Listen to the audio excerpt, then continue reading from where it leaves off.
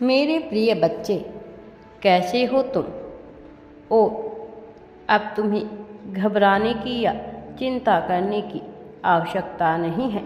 हवाओं में खुली हुई शीतल तरंगें तुम्हारे दिल की सतह को कुछ ऐसे स्पर्श कर रही है कि तुम्हें एहसास हो रहा है कि तुम्हारा लक्ष्य अब सामने ही आ खड़ा हुआ है। तुम जीत की ओर बढ़ रहे हो, तुम सफलता की ओर बढ़ रहे हो। इसकी गवाही प्रकृति स्वयं ही दे रही है। एकाएक मौसम में परिवर्तन हो रहा है और आकाश में जो हवाएं बह रही है वह अब प्रमाण प्रस्तुत कर रहे हैं। तुम्हारी जीत का ग्रह फिर से उदित हो रहे हैं। जो अवसर तुमसे दूर हो गए थे वह सहज ही तुम्हारी ओर बढ़ने वाले हैं, क्योंकि यह वही समय है जब तुमने पूर्ण समर्पण कर दिया है। इसी कारण तुम्हारी लड़ाई अब ब्रह्मांड स्वयं ही लड़ने वाला है और यही कारण है कि तुम्हारे लिए इस संदेश को सुनना अत्यंत ही आवश्यक है। मेरे प्रिय बच्चे, इस संदेश को तुम अवश्य ही पूरा सुनो, क्योंकि तुम्हारे लिए लाभ का मार्ग तय कर दिया गया है। जो व्यक्ति अध्यात्म के मार्ग पर आ बढ़ता है उसके लिए सुख दुख समान हो जाते हैं, क्योंकि कोई भी स्थिति उसके मन को विचलित करने में सक्षम नहीं होती। वह जान जाता है कि यहाँ सब कुछ अस्थायी है और जो अस्थायी है वह आनंद उसके पास हमेशा से ही उपलब्ध होता है। उसे उससे कोई भी छीन नहीं सकता। ना समय, ना ही कोई जीव। ईश्वर का प्रेम ही अस्थायी आनंद है। इससे व्यक्ति कभी भी अलग नहीं हो सकता। जो उसके पास रहता ही रहता है, फिर चाहे कोई कितने ही षड्यंत्र क्यों ना कर ले, चाहे कोई कितने ही परिश्रम क्यों ना कर ले। मेरे प्रिय बच्चे, तुम्हारा बेहतरीन समय शुरू हो रहा है। अब तुम्हारे जीवन में लाभ की स्थिति रच दी गई है और तुमसे यह कोई भी छीन नहीं पाएगा।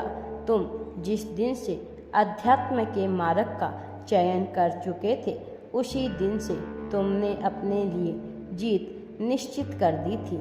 लेकिन मनुष्य के जीवन में परिस्थितियां ऐसी बनती है कि वह अपने ही चुने हुए रास्ते पर डगमगाने लगता है। उसका हृदय डब्बाडोल हो जाता है और तब उसे सहारे की अत्यंत आवश्यकता होती है। तब उसे एक ऐसे सहारे की ज़रूरत होती है जो उसे बिना कुछ कहे उसके लिए सब कुछ कर दे।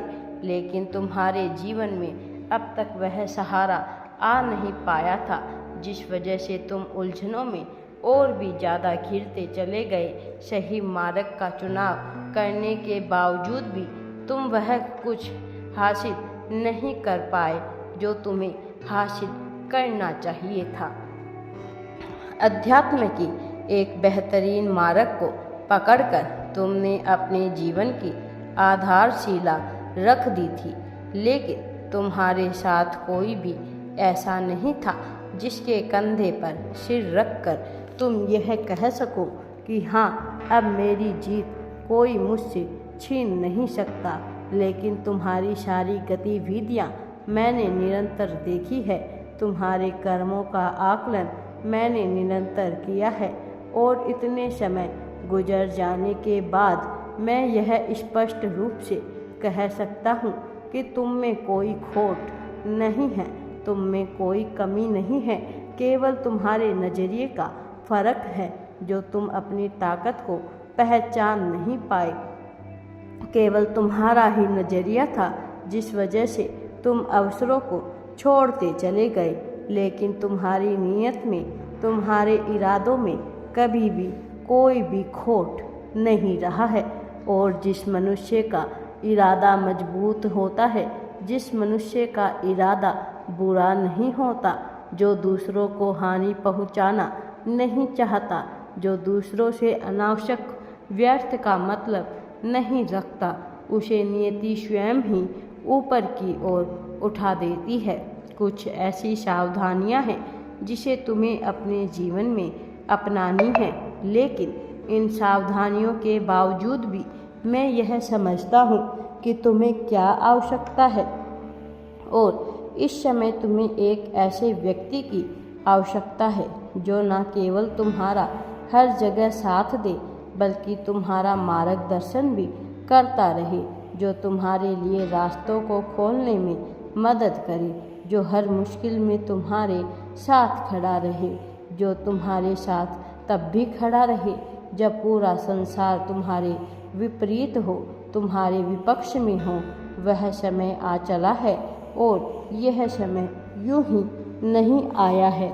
यह समय तुम्हारे सत्कर्म, तुम्हारी प्रार्थनाओं, तुम्हारे पूर्वजों की दुआओं और तुम्हारे अभिभावक देवदूतों की प्रशंसा से तुम्हें दिया जा रहा है। और अब जब तुम्हें यह समय प्राप्त हो रहा है तो तुम्हारे जीवन में एक ऐसी ऊर्जा भेजी जा रही है जो एक मनुष्य के रूप में तुम्हें घेरेगी। यह ऊर्जा पूरी तरह से सकारात्मक इच्छाओं, सकारात्मकता और महत्वाकांक्षी अपेक्षाओं से भरी हुई होगी। यह ऊर्जा तुम्हें देखने में नकारात्मक प्रतीत हो सकती है, लेकिन इसके केंद्र में, इसकी गणना में तुम्हारे लिए केवल लाभ ही लाभ छुपा हुआ होगा। भौतिक जगत में तुम अब तक उन्नति को प्राप्त नहीं कर पाए हो जो प्राप्त करना तुम्हारे लिए आवश्यक है। आध्यात्मिक मार्ग पर तुमने कदम तो बढ़ा लिए हैं, लेकिन अब एक मंजिल के बाद तुम आगे नहीं बढ़ पा रहे हो। यह मनुष्य जो तुम्हारे जीवन में भेजा जा रहा है, यह एक तरह से तुम्हारा ही गुरु साबित होगा, क्योंकि यह तुम्हारे जीवन में तुम्हें आध्यात्मिक मार्ग में प्रगति दिलाने में तुम्हारी पूरी सहायता करेगा और भौतिक जगत में तुम्हारे अवसरों को समझाने में तुम्हें पूरी तरह से मददगार साबित होगा। यह ऊर्जा तुम्हारे लिए ऐसे कार्य करेगी जैसे पानी में डूबते हुए किसी मनुष्य को तिनके का सहारा मिल जाए। जब एक मनुष्य किसी नदी में गोते लगाता है और वह डूबने लगता है, तब उसे जिस प्रकार से लकड़ी का एक टुकड़ा सहारा प्रदान करके किनारे पार लगा देता है, उसी प्रकार से यह ऊर्जा तुम्हारे जीवन में तुम्हें एक ऐसा मार्ग दिखाएगी जिसका सहारा, उसका हाथ पकड़कर तुम अपनी समस्याओं को पार कर ले जाओगे। और जब एक बार तुम अपनी समस्याओं से पार पा जाओगे तो तुम्हारे जीवन में चारों ओर से केवल प्रसन्नता ही शेष रह जाएगी। हर तरफ से तुम्हारे जीवन में खुशियाँ ही खुशियाँ आएगी। क्या तुम्हें अच्छे से याद है कि तुमने अपने प्रेम के लिए कितना संघर्ष किया है? क्या तुम्हें वह दिन याद है जब तुम एकदम तन्हा अकेले हुआ करते थे और हमेशा मुझसे यह उम्मीद लगाया करते थे कि मैं तुम्हारे जीवन में एक ऐसे साथी को भेज दूं जो तुमसे बेइंतहा प्रेम करे, जो तुमसे बहुत ज़्यादा प्रेम करे, किंतु उस समय तुम यहाँ भी सोचते थे कि तुम अपने साथी को बहुत ज़्यादा प्यार दोगे, अपने साथी पर कोई मुसीबत आने नहीं दोगे। लेकिन यदि तुम अपने अतीत को गौर से देखोगे तो तुम यह जान पाओगे कि क्या वास्तविकता में तुमने अपना फर्ज निभाया है। मैं यह नहीं कहता कि तुमने प्रेम नहीं किया, वास्तव में तुमने अपने साथी को इतना प्रेम दिया है कि जिसकी तुलना कोई नहीं कर सकता।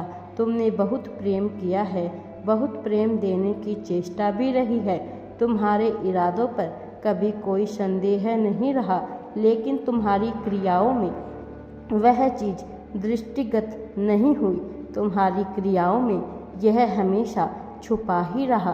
तुम कई बार मजबूर हुए, धन की वजह से, कई बार परिस्थितियों की वजह से, कई बार परिवार की वजह से, कई बार आलस्य की वजह से, लेकिन मैं जानता हूँ तुम्हारे इरादे कभी भी कमज़ोर नहीं रहे। तुम्हारी नीयत कभी भी गलत नहीं रही। तुमने सदा ही सबको प्रेम देने की चेष्टा की है, फिर चाहे वह तुम्हारा साथी हो, परिवार वाले हो, मित्रगण हो। तुमने कभी किसी के साथ भेदभाव की प्रणाली नहीं अपनाई है, क्योंकि तुम्हारी क्रियाओं में वह कभी क्रियान्वित नहीं हो पाया जो तुम्हारे मन में उत्पन्न होता है। जैसी भावना तुम्हारे मन में दूसरों के लिए पनपती है, वो तुम अच्छी तरह नहीं कर पाते। जिस प्रकार से तुम तुम्हारे प्रेम को समझ भी नहीं पाते और कई बार तुम्हें अहंकारी समझ बैठते हैं, तुम्हें गलत समझ बैठते हैं, जबकि तुम्हारा दिल बहुत कोमल है। तुम्हारे भीतर करुणा बहुत ज़्यादा भरी हुई है। तुमसे दूसरों का दर्द देखा नहीं जाता और यही कारण है कि जब तुम्हें सताया गया, तुम आध्यात्म के मार्ग का चयन करते आए। ऐसा नहीं कि तुम कमज़ोर हो, लेकिन तुम व्यर्थ के बवाल में नहीं पड़ना चाहते थे। तुम कई बार जवाब नहीं दे पाए। तत्कालीन परिस्थिति में जब तुम्हारे साथ अन्याय हुआ, फिर तुम्हारे साथ किसी ने गलत करने का प्रयास किया, तुम उसका जवाब नहीं दे पाए और बाद में उस बारे में सोच रहे। लेकिन क्या यह कमजोरी की निशानी है? जरा गौर करना, तुम किससे डरते हो? कौन तुम्हें हरा सकता है? कौन है ऐसा संसार में जिस चीज़ को तुम खोने से डरते हो? मैं उसे तुमसे कभी भी दूर नहीं होने दूंगा। उसके बावजूद तुम में यह भय पनपता है, क्योंकि तुम्हें लगता है कि कहीं तुम बिना मतलब के बवाल में ना पड़ जाओ। लेकिन ऐसा नहीं होगा। मैं सदैव तुम्हारा साथ दूंगा। मैं कभी तुम्हें हारने नहीं दूंगा। मेरे प्रिय, मेरा आशीर्वाद सदैव तुम्हारे साथ है। राधे राधे जी। वीडियो पसंद आए तो लाइक, शेयर एंड चैनल को सब्सक्राइब ज़रूर करें।